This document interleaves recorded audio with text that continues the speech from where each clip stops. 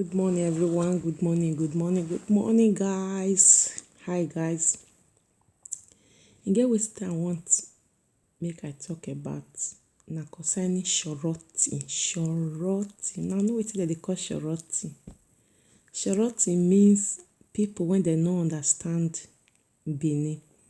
Shoroti mean like begging of money. You know in we the Nigeria people, we call it shoro. Because a lot of people, I don come across many people, they go say shoroti no be work. Shoroti na work. God forbid. They can never do shoroti.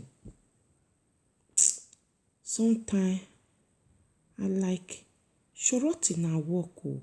Me, like I go say shoroti na work, but they go tell me say shoroti no be work. God forbid, they can never do that type of work. I feel like okay, people when they do am now, so are the people when they do shoroti, they no get sense or they no know wetin they do. I let them understand shoroti. You can use shoroti to do this one.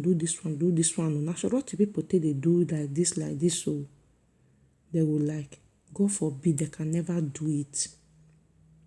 Sometimes I feel bad, like why you go condemn this kind of work when they call shoroti, because shoroti get grade by grade. Shoroti get the one when they for the sell goods. E dey. No be everybody dey go stand, go dey beg money the way when some people think. If you no wan do that one, I think you go buy goods when you go dey sell, wetin you go dey sell. Like selling. You fit dey sell lighter when they take dey light cigar, dey light gas cooker for house. You fit dey sell handkerchief, you fit dey sell socks, you fit dey sell t-shirt, you fit dey sell shoe, you fit dey sell different things na people dey sell, and people dey make money out of that shoroti. And you see some people that dey condemn am. They like person when he go carry low waist, go stand for front of Africa shop when he no dey work, go dey find woman when he wan deceive, or woman when he wan play. Or some people una like person when e be say e go thief than who do shoroti. I think who go beg, who go do shoroti, who at least I no even call, no be say na, I no know as I wan take put am, but just that I no know as I wan take put am well. Shoroti na work. People dey earn dey live. If you come into country, you never get paper, and you dey the country when they for dey do that kind of a thing, example Italy. No be only Italy o, I no know whether na only Italy.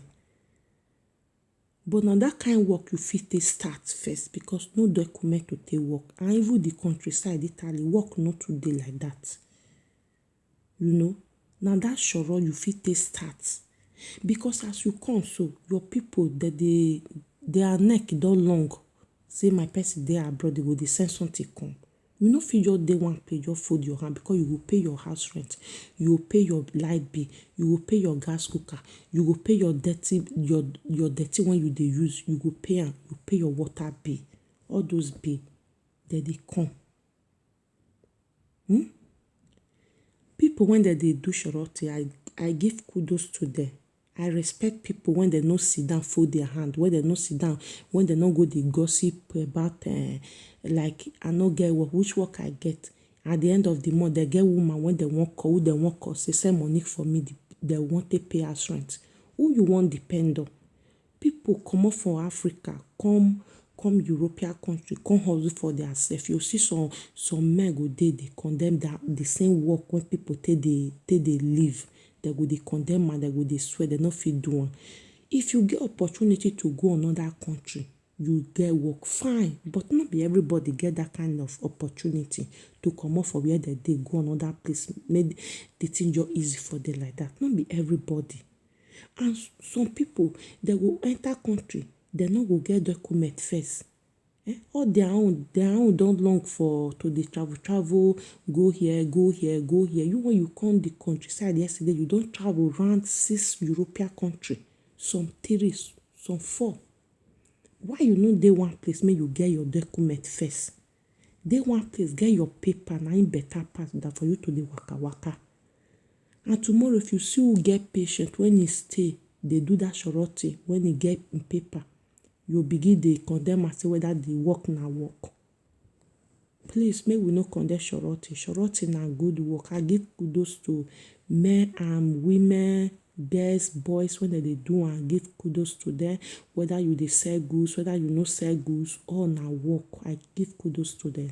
That is my topic. Na wetin I say I wan talk this morning be this one. Thank you very much for lis ten ing. Subscribe to my YouTube channel. My YouTube channel name na See Me Happy Talk Show TV. Na be my YouTube channel name. And I get Facebook too. But subscribe to my YouTube channel and turn the bell notification so that anytime I upload a video, una go dey see am o. Una go dey see me on board every time. Thank you very much. People when they subscribe, thank you. Una do well for my body. Una do well. Thank you. Bye. Ciao.